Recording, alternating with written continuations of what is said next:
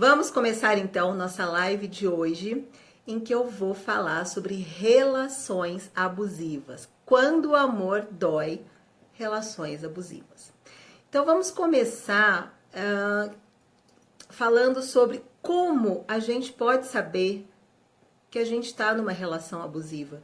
Porque é muito interessante, atendendo pessoas ao longo de vários anos já, eu vejo que existe uma dificuldade, às vezes, das pessoas identificarem que estão numa relação abusiva.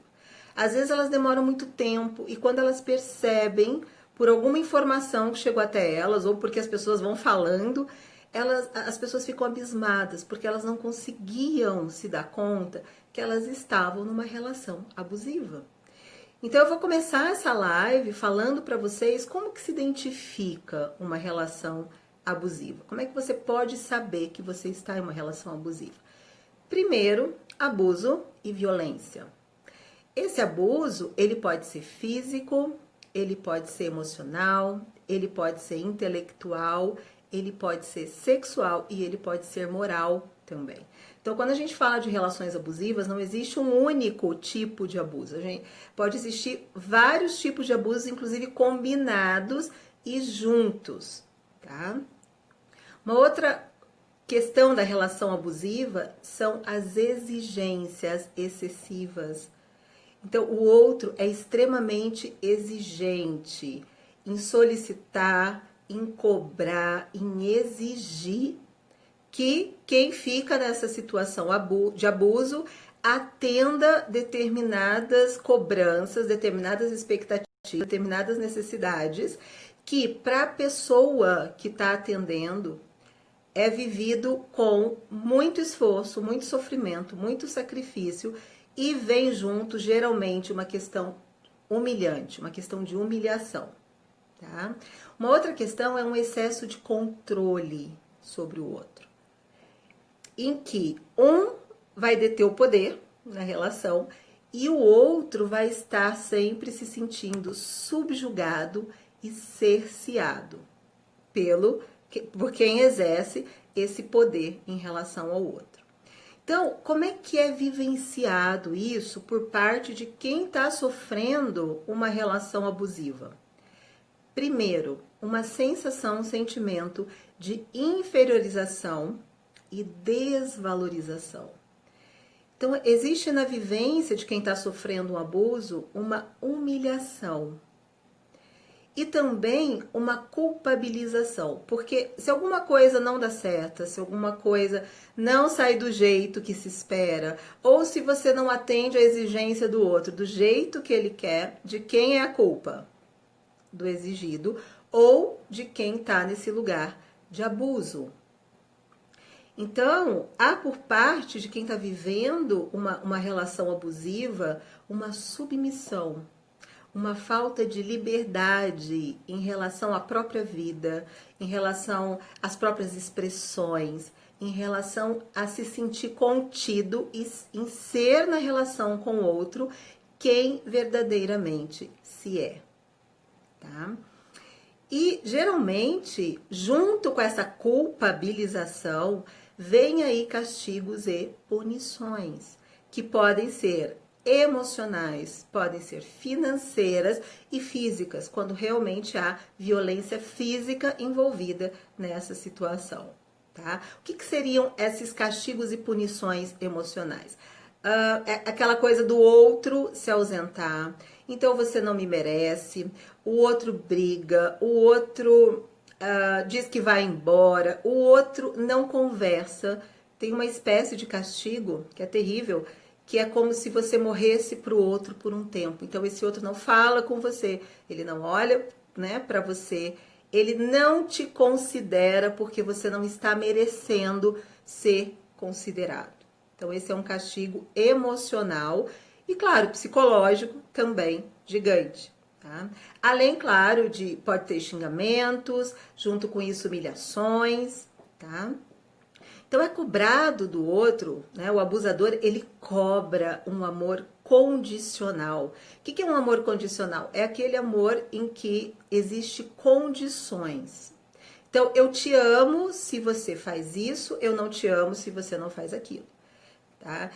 Eu gosto de você, eu fico com você, se você atende os meus ideais, as minhas necessidades, as minhas expectativas. Se você não atende, eu te culpo, eu te humilho, eu te deixo de castigo, tá? Então, existe por parte de quem vive essa relação abusiva um intenso sofrimento e ansiedade. Uma pessoa que está vivendo uma relação abusiva, ela vive com medo. E ela vive num lugar de alta vigilância com ela mesma. Por quê? Porque ela sempre se sente pisando em ovos na relação com o outro. Ou também, como eu gosto de chamar, ela se sente num campo minado, tá? O que é um campo minado, né? Você não sabe onde que você pode pisar e vai explodir uma bomba ali. Então essa pessoa está sempre pensando, meu Deus, o que eu vou fazer agora? O que vai acontecer? E se eu fizer isso? E se eu não fizer aquilo? Tá? O que vai acontecer? Então essa sensação de vigilância, de sobressalto, de extrema angústia faz parte desse repertório emocional de quem está numa relação abusiva. Então, esses são bons diagnósticos para se identificar alguém que está numa relação abusiva. Então, uma outra questão também é se você está tendo que escolher entre você e o outro ou a relação. Eu já vi muitos relatos assim.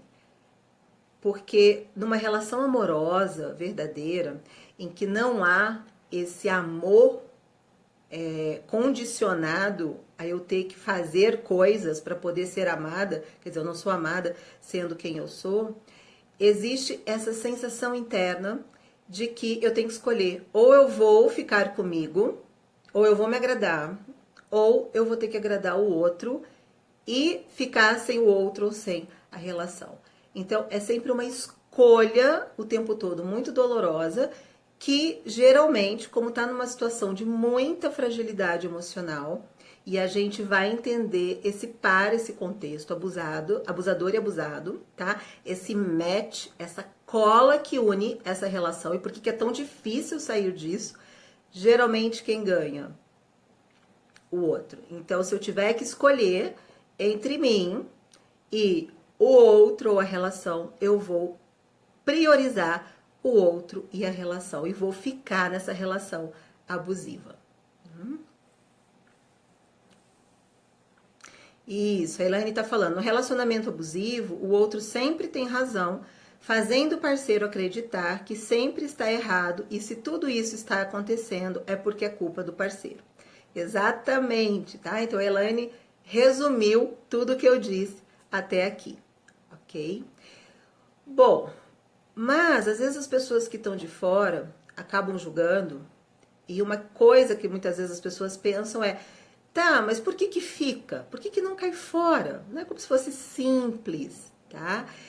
E, gente, ninguém começa uma relação abusiva desse jeito, exatamente, tá? Então, geralmente, as relações abusivas, elas começam bem. E elas começam no lugar de idealização. Geralmente, quem está vivendo uma relação de abuso com o outro, ela começou essa história, claro, vivendo um conto de fadas amoroso. Então, geralmente existe, quando se pergunta para essas pessoas, mas como é que foi o começo da relação? Como é que foi a tua história? Como é que você se sentia? Ah, foi maravilhoso, ele era amoroso, ele era incrível, a gente se dava super bem, a gente ria junto, era maravilhoso, tá? Então, existe geralmente nas relações de abuso uma primeira impressão, uma primeira vivência, que é o que permanece depois, nesse ideal amoroso, dessa cola, desse match, desse grude na relação, que são esses primeiros momentos iniciais que foram muito bons. Mas isso geralmente vai evoluindo para uma relação de uma forma patológica de amar. Lembra que eu falei que existe posse e controle? Então, geralmente, essas relações também podem começar da seguinte forma: ciúme, possessão e controle. A questão é que muitas vezes se uma pessoa está num lugar de carência e encontra alguém que num primeiro momento parece possessivo e ciumento, isso pode parecer num primeiro momento muito bonitinho, tá? Porque muitas vezes essas coisas ciumenta fica parecendo que aquilo é um amor, que aquilo é intenso. Nossa, ele quer ficar comigo, ele tem ciúmes porque ele me ama, tá? Ou ela tem ciúmes porque, nossa, eu sou incrível, ela me adora. Então, no começo, isso ainda é brando, é suave, parece muito bacana. Parece que você encontrou, assim, alguém que te ama demais. Então, vale muito a pena ficar naquela história.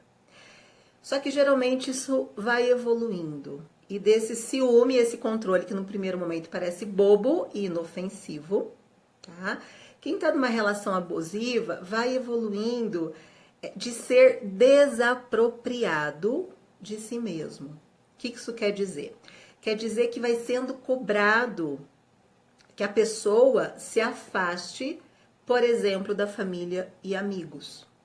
Então essa pessoa, ela vai sendo cercada e ela vai sendo limitada e vai perdendo as conexões com outras pessoas que inclusive poderiam depois ser pontos de apoio e conexão com a vida interna dela. Além disso, ela vai sendo desapropriada de bens afetivos próprios, como, por exemplo, autoestima, autoconfiança, autovalidação. Porque a partir do momento que ela vai vivendo essa relação abusiva, em que ela vai sendo humilhada, ela vai sendo culpabilizada, ela vai perdendo isso que eu estou chamando de bens morais, afetivos, intelectuais dela própria, ok? Então, de repente, a pessoa que está envolvida numa relação abusiva, ela se vê sozinha, não só do contato com os outros, mas do contato dela própria, porque ela está alienada dos próprios recursos internos que ela poderia ter. E ela vai ficando numa relação, então, de tamanha dependência, que ela começa a se perguntar, mas o que vai ser de mim sem ele?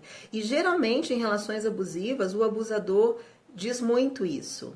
Ah, você tem sorte de estar comigo, porque ninguém mais vai querer ficar com você, porque você não é boa o bastante, porque você tem sorte de eu te querer, porque ninguém mais vai querer ficar com você. Porque você não vale, porque você não é boa, porque você não é o suficiente. Enfim, o cerne é esse, tá? Mas existem várias formas do outro dizer isso.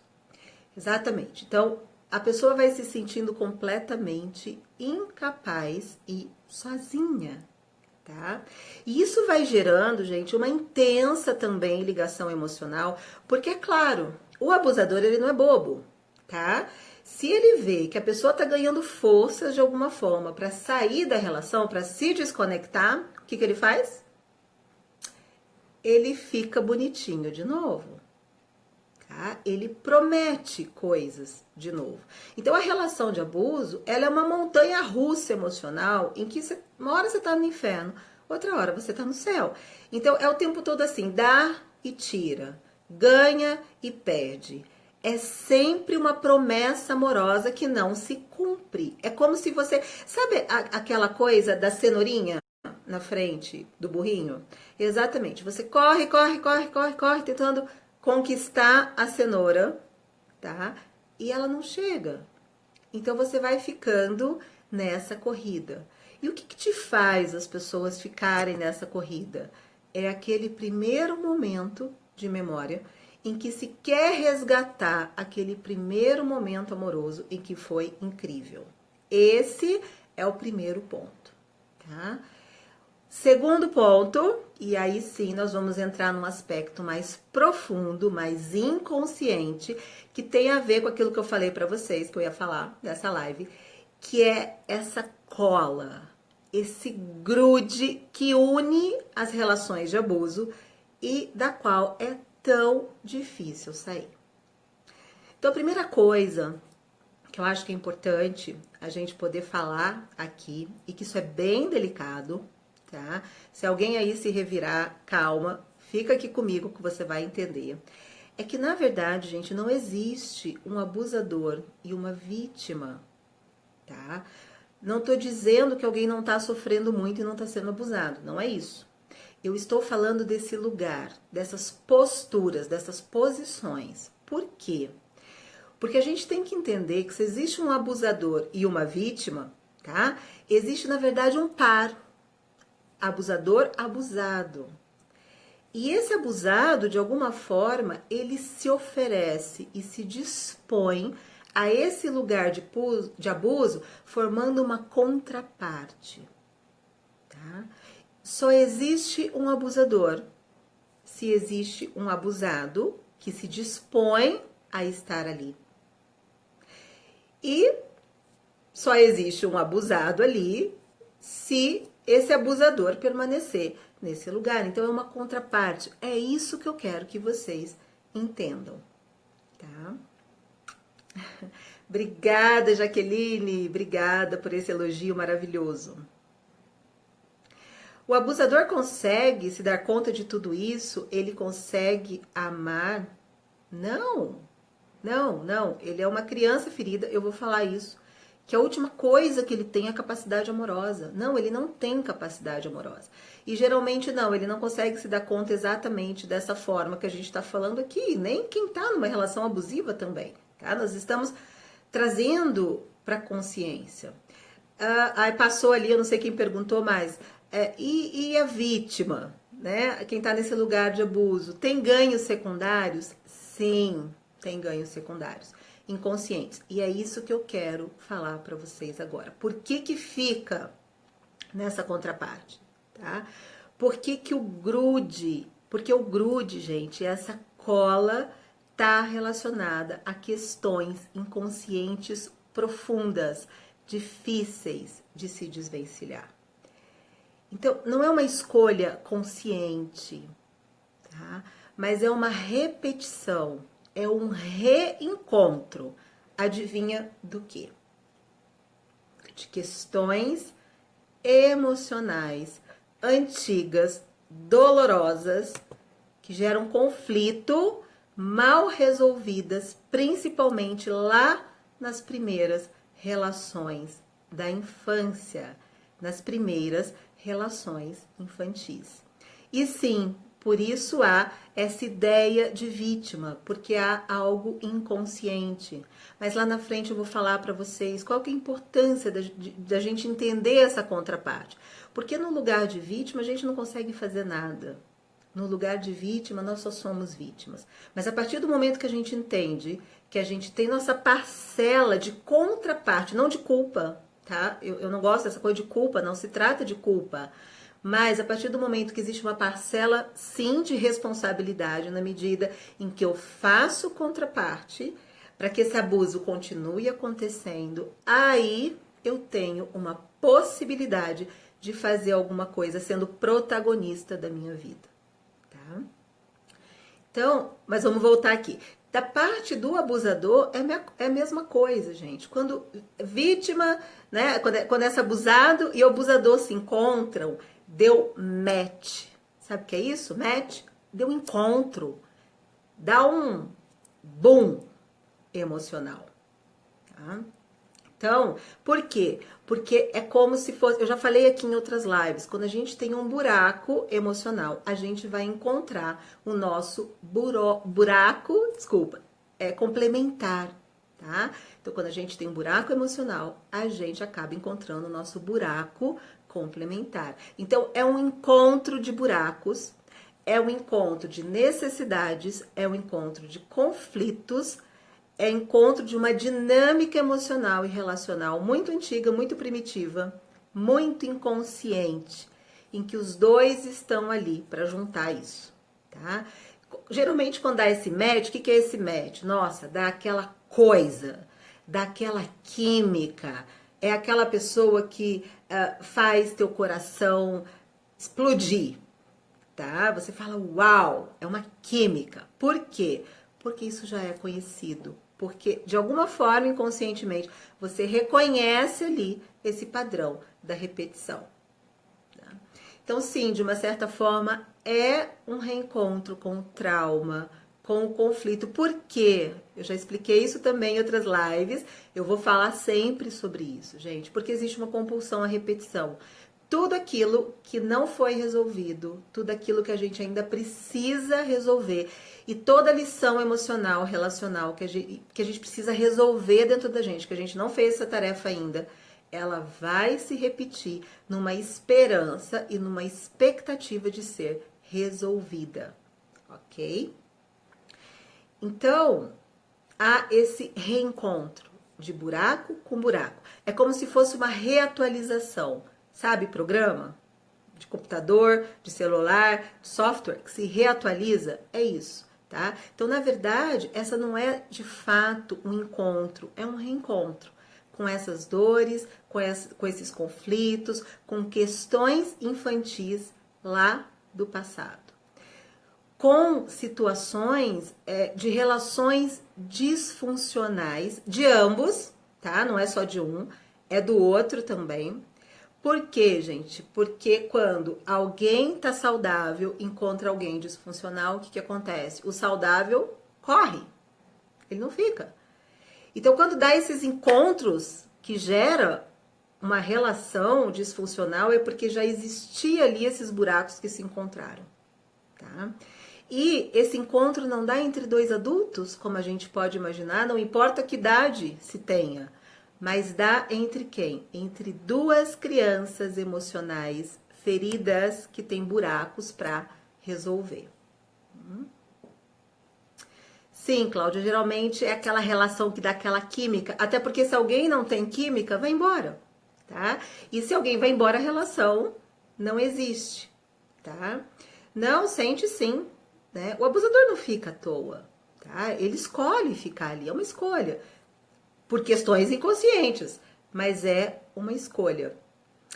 Isso, falei isso na live passada, exatamente. O amar não é coisa para criança, o amar é coisa para adultos. E nós temos aí então duas crianças emocionais querendo se curar e se resolver, tá? O Arthur tá perguntando, conscientizar-se desse reencontro por si só gera a quebra dessa repetição? É um primeiro passo. Por quê? Porque eu acredito que o autoconhecimento, o conhecimento liberta, transforma. Então, quando a gente pode ter ampliação de consciência, esse é o primeiro passo para a mudança. Eu não posso mudar aquilo que eu não conheço. Eu só posso mudar aquilo que eu passo a ver, que eu enxergo, tá? Então, é um primeiro passo, mas não é tudo, tá? Não é tudo. Então, eu vou falar aqui agora um pouquinho mais sobre essas tentativas de resolução e no final eu vou falar assim, tá? Como sair de uma situação. É claro que são passos importantes, é uma tentativa maior de ampliação de consciência, mas é claro que esse é um trabalho, esse é um processo interno aí, tá? Obrigada, Sarita, obrigada de verdade por esse carinho bom, tá bom? Bom, então, na minha experiência clínica, eu vejo nessas relações essa tentativa de resolver questões amorosas, insatisfeitas e abusivas da infância também. Geralmente, quem acaba se envolvendo em relações abusivas depois, se você olhar lá no histórico, você vai ver que tiveram relações de abuso anterior, tá?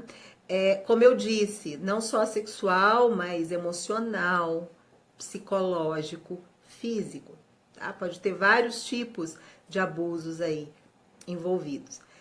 Nós temos uma coisa que está sendo muito divulgada atualmente, que são grupos que falam sobre filhas de mães narcísicas, e eu vou dizer aqui de pais narcísicos também, tá? Em que houve ali uma falta desse olhar, desse cuidado amoroso. Então, fica aí uma busca amorosa que precisa ser satisfeita, que é o buraco, que vai encontrar um buraco complementar e geralmente vai encontrar uma repetição dessas relações com narcísicos.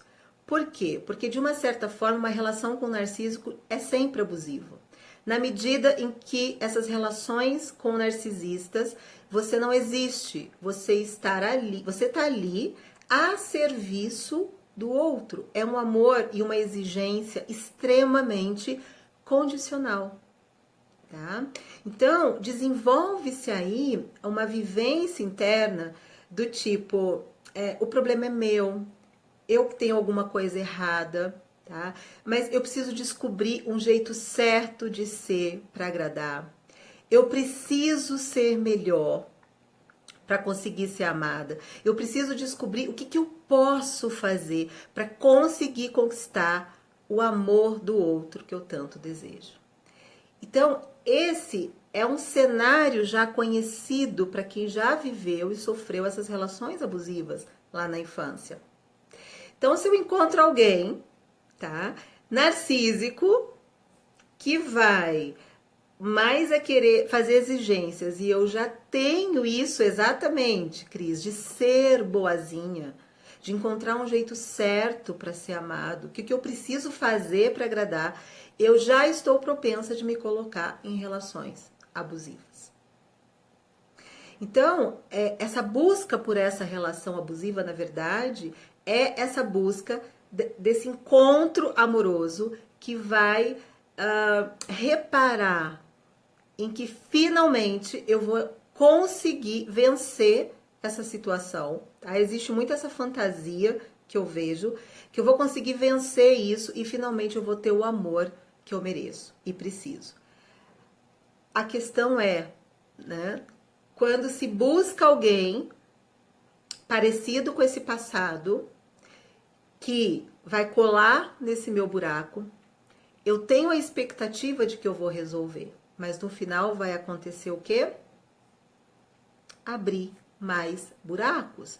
Porque se eu já me senti abusada, tá? Eu vou ficar mais abusada ainda. Quer dizer, esse buraco vai ficar ainda maior, a minha carência vai ficar maior, a minha busca vai ficar maior. E quanto mais, né, eu sinto esse buraco dentro de mim e eu sinto que eu não encontrei o jeito certo de fazer esse amor acontecer, mais eu vou ficar buscando por essa relação que possa reparar e me trazer o amor que eu tanto desejo na minha vida.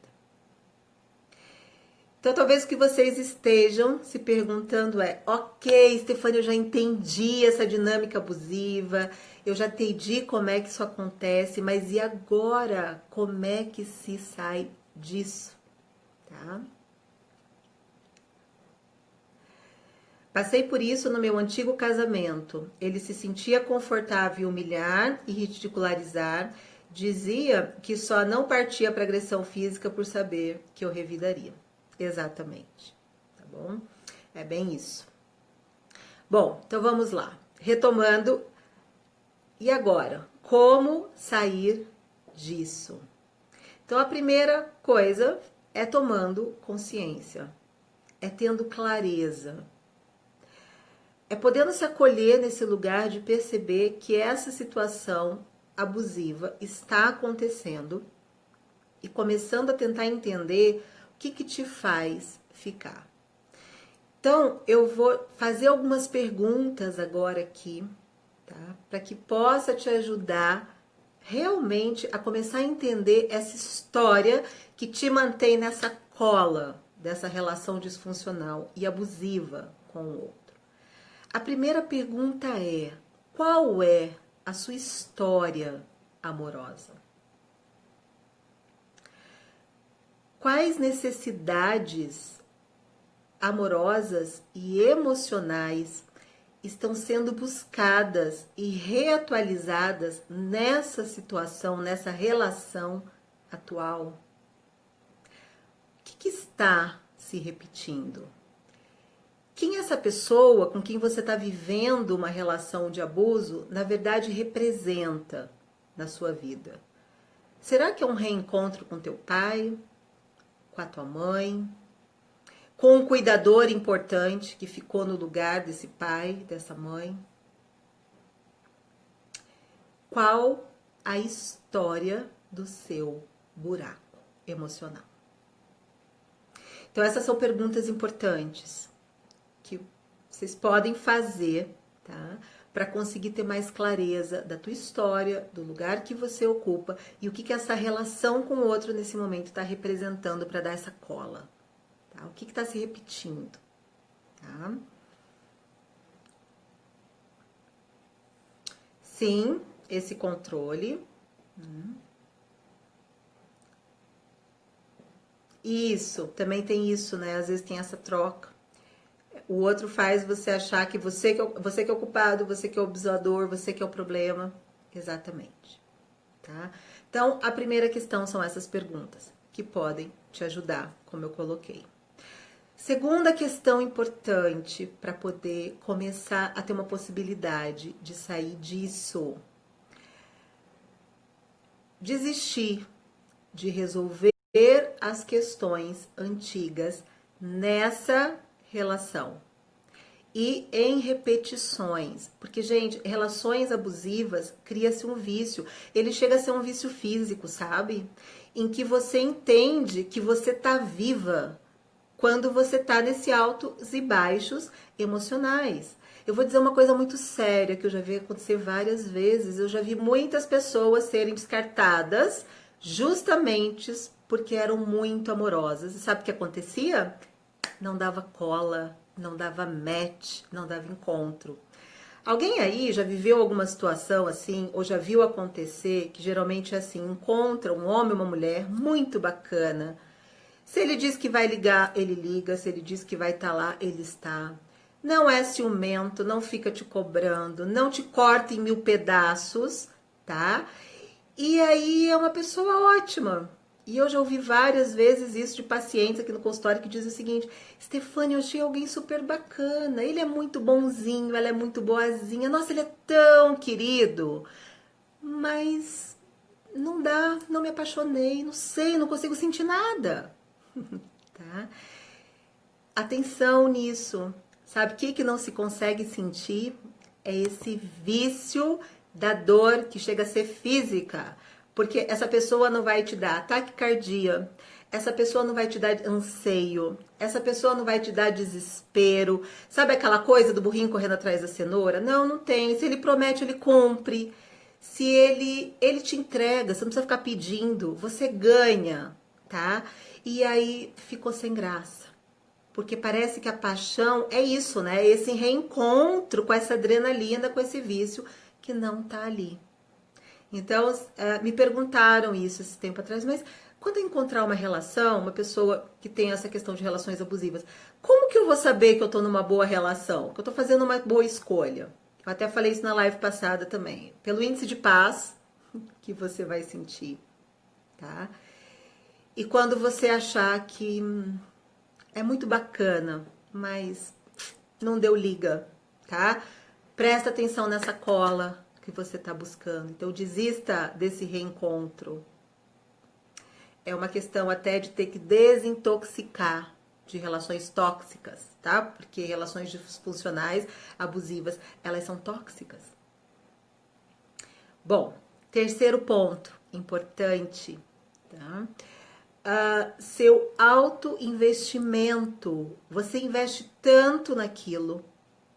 Você vive tão em função daquilo. Você vive com pensamentos obsessivos em relação ao que você fez ou deixou de fazer, em relação à pessoa. Você vive tão conectada nessa história, pisando em ovos, andando em campo minado o tempo todo, sobressaltada, céu, inferno, que isso faz você acreditar que isso é um grande amor. Porque teu nível de investimento é tão grande que você acredita que só pode ser um grande amor. É possível. Tá? E aí vem um ponto importante do porquê que é difícil eu sair dessa situação. Porque vem uma fantasia assim, mas eu já investi tanto, eu já me dei tanto, e eu vou sair disso sem nada, eu não vou conquistar esse amor que eu quero. Eu não posso largar isso agora, eu não posso desistir agora. Porque se eu tentar mais um pouquinho, se eu me esforçar mais um pouquinho, se eu fizer mais um pouquinho, se eu encontrar o jeito certo, eu vou conseguir esse amor. Eu vou merecer esse amor. Eu vou finalmente ter esse amor que eu desejo. Eu só preciso me esforçar mais um pouquinho. Essa é uma fantasia muito comum. Eu falei isso na outra live, que me ocorreu na hora da live, e me ocorreu agora de novo. E eu vou falar sobre isso, porque é uma coisa que sempre me vem na cabeça. Eu sou muito de conectar filmes e músicas, enfim. Que é um filme do Indiana Jones chamado A Última Cruzada. Eu acho que década de 80, né, gente? Sei lá, 90, tá? Em que ele vai atrás do Santo Graal junto com o pai dele. E era uma busca do pai, que ele herda no desejo dele de encontrar o Santo Graal. Então vamos relacionar aqui com esse Santo Graal sendo essa busca por esse amor, tá? Por ser amada. E ele vai em busca desse Santo Graal com o pai, ele consegue encontrar o Santo Graal. E na hora da saída do templo, como eles fizeram alguma coisa ali, né, o templo começa a ruir e cair. E naquela trepidação, começa a dar tipo um terremoto, ele escapa o Santo Graal da mão dele, vai parar num lugar, tem uma moça com eles que fica lá tentando pegar, é um abismo, tá? Ele segura a moça pela mão, existe um abismo, a moça tentando pegar o Santo Graal, e ele diz pra ela, larga disso, me dá a mão aqui, eu não vou conseguir te segurar, e ela não solta, ela faz, não, eu tô perto de conseguir, eu já vou conseguir, e ele não consegue, ela cai no abismo. Quando ela cai, ele cai, o pai dele pega na mão dele e ele entra na mesma cena. Ele começa a se espichar para querer pegar aquele Santo Graal e o pai diz, para com isso, me dá tua mão, eu não vou conseguir segurar. E ele ali tentando pegar o Santo Graal. Até que esse pai fala uma coisa muito interessante, esse pai fala de um jeito muito carinhoso, como um pai fala com uma criança. E diz para ele, let it go, deixe ir. E nessa hora, olhando nos olhos do pai, ele desiste, pega na mão do pai, o pai sobe ele e eles vão embora. Tá?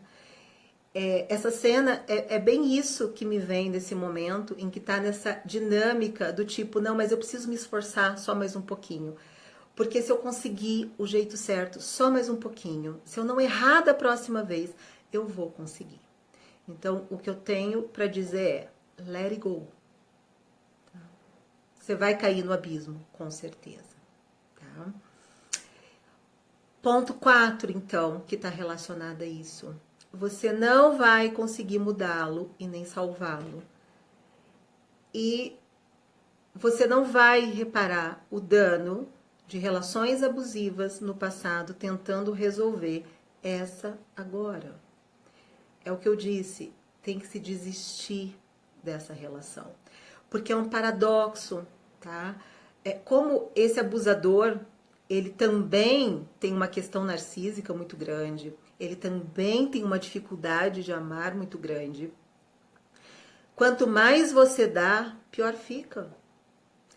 Por quê? Porque, inclusive, ele pode, por exemplo, ter inveja do tanto que você dá, da tua capacidade amorosa. E ele também já entendeu que se ele te deixa numa situação de falta, é assim que ele te tem. E se ele puder te tratar bem, se ele te der tudo, será que aí ele vai continuar te tendo?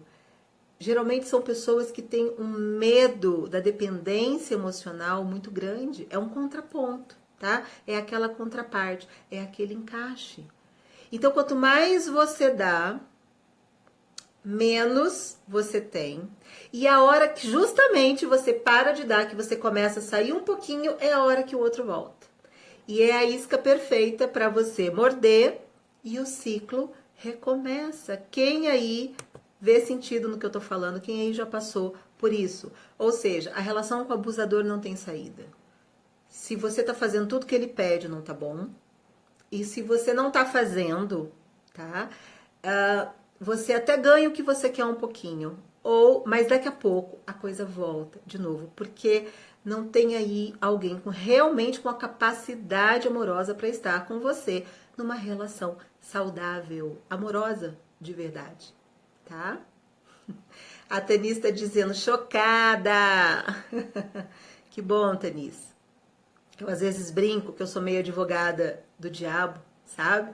Então, assim, isso ajuda a ampliar a consciência, a trazer conhecimento, a trazer autoconhecimento, nossa, eu tô muito feliz. Eu adoro chocar, se for pro bem, se for pro alto amor, se for para um autoconhecimento que liberta e transforma, tá bom? Bom, quinta questão importante. Entenda que o seu maior abusador é você mesma. Eu vou repetir. Entenda que o maior abusador que você tem na sua vida é você mesma. Por quê, gente? Porque coisas ruins podem acontecer sim para pessoas boas. Nós podemos nos ver numa situação de abuso, tá? Sem estar esperando por aquilo. Mas, se a gente permanece, se depois de uma vez aconteceu duas, aconteceu três, se já é a segunda, a terceira, a quarta relação, entenda que existe aí uma contraparte, tá? E o outro só continua abusando porque, em primeiro lugar, nós abusamos de nós mesmas. Nós somos esse lugar de ficar nessa contraparte que permite ao outro, tá, o abuso. Então, nesse momento é preciso recrutar o poder da autorresponsabilidade, que é o contraponto, o outro lugar daquele de ficar de vítima. No lugar de vítima eu não tenho nada que eu possa fazer. No lugar de autorresponsabilidade, em que eu realmente vou atrás, tá, de entender tudo isso, qual é a minha parcela, qual é o meu buraco, qual é a minha história, né, eu vou poder recrutar a minha defensora interna. Porque não espere que o outro pare o abuso. O outro não vai parar. É você quem para com o abuso. É você quem para com o outro. É você quem diz não. Eu vejo isso acontecer muito. As pessoas que estão numa situação de muita fragilidade, tá, diante de relações abusivas, elas ficam querendo que o outro pare. Né? A esperança é que isso acabe. Isso não vai acabar, porque é isso que o outro tem para dar. Tá? Então eu vou repetir, não espere que o outro pare. É você quem para com o outro. E isso leva ao sexto ponto e último, que é, eu já disse, mas eu vou repetir. Quando você desistir e você for embora, e o outro perceber que você está indo de verdade, ele vai te prometer o mundo, ele vai querer te dar tudo que ele não te deu até hoje. E a grande armadilha é, se você cair nessa, você vai começar tudo de novo. Então eu vou lembrar de novo lá para finalizar essa live a cena do Indiana Jones e vou dizer de novo, let it go. Deixe ir. O amor que você deseja, o amor que você quer encontrar, não é esse. E, gente, de verdade, o tempo que você vai demorar para encontrar o amor que você precisa e merece na tua vida é o tempo que você ainda vai levar insistindo nessas relações disfuncionais que geram essa cola. Você vai ter que resolver isso de outro jeito. Se tiver muito difícil, procura ajuda. Às vezes a gente não consegue sozinho, mas existe ajuda. E a primeira ajuda começa com você mesmo na relação com você. Quando você fecha esse contrato com você e diz, não, peraí, primeiro eu. Eu sou aqui a prioridade na minha vida. E se eu tiver que escolher entre eu e o outro, eu ter a coragem de me escolher. E isso me leva para finalizar, tá? Porque a gente tem pouco tempo. Uma outra cena desse filme do Indiana Jones, A Última Cruzada, em que ele, em busca do Santo Graal, ele precisa dar um salto de fé. Um salto de fé é o seguinte, tem um abismo cheio de pedras e ele vê ali que ele precisa dar um passo e que ele tem que andar naquele abismo para chegar do outro lado. E ele não entende como fazer isso, mas ele resolve confiar. E ele diz, ok, eu vou. E quando ele dá o primeiro passo, ele descobre que existe um caminho que antes ele não conseguia enxergar porque ficava confuso nas pedras. E ele entende que existe uma ponte que leva de um lugar a outro. E que aquele abismo, na verdade, é uma passagem. E quando a gente precisa trazer uma mudança profunda na nossa vida, quando a gente precisa principalmente fazer esse pacto de auto-amor, de autovalidação, nessa relação amorosa com nós mesmos, que a gente tem que sair dessas relações disfuncionais entre escolher o outro ou a gente resolve se escolher. Lembra, gente, é um salto de fé. E no começo a gente pode até não conseguir ver um caminho, mas quando a gente dá o primeiro passo, esse caminho se apresenta. E de passo em passo a gente chega do outro lado e sai desse abismo. Eu quero deixar essa mensagem aqui para vocês. A Suzane está falando, o caminho é o autoconhecimento, reconhecer e cuidar da nossa criança ferida. Exatamente. Cuidar do nosso buraco, tá? Gente, eu tenho pouquíssimo tempo, daqui a pouco o Insta vai me dar aqui aquela tarja vermelha falando que eu tenho 15 segundos. Então, para finalizar essa live, eu quero lembrar para vocês que todas as quintas-feiras, 20h30, tem live aqui no Insta. Eu quero agradecer a presença de vocês, essa troca maravilhosa, porque é a presença de vocês e essa troca que dá sentido para eu estar aqui. Porque eu aqui falando sozinha não é ter graça nenhuma. O que me motiva é saber que eu tenho alguém aí que está aprendendo alguma coisa, que está ampliando a consciência, que está recebendo alguma ajuda, enfim, qualquer coisa, tá? Isso reforça o meu desejo, o meu entusiasmo e a minha gratidão por estar aqui com vocês, tá? Lembrando que sempre depois da live, na hora que essa live terminar, eu vou abrir uma caixinha no meu Stories, colocando lá sugestões de temas ou perguntas, tá? Quem quiser sugerir um tema, se teve alguma pergunta aí, como eu disse no começo, que eu não consegui responder, vai lá, deixa na caixinha ou manda um direct para mim, tá? Que eu respondo. Obrigada, obrigada, obrigada por esses carinhos maravilhosos. Eu fico muito feliz, gente, de verdade. Me dá um entusiasmo gigante. Eu quero muito, muito, tá? Minha missão é espalhar esse lugar de alto amor nas mulheres, nos homens também. Tem alguns homens que têm mandado mensagem. Gratidão, tá? Porque tem uma coisa que eu quero muito economizar na vida das pessoas, que é tempo. Eu até falei essa semana. Uma participante do Caminho do Amor que tá aqui, ela vai lembrar, né? Aliás, gente, ó, gratidão a essas mulheres maravilhosas do Caminho do Amor aqui participando dessa live, contribuindo demais, tá? Eu falei que é tempo, tá? Porque é muito tempo que a gente fica sofrendo, querendo encontrar uma luz, querendo encontrar um caminho, querendo encontrar o santo grau.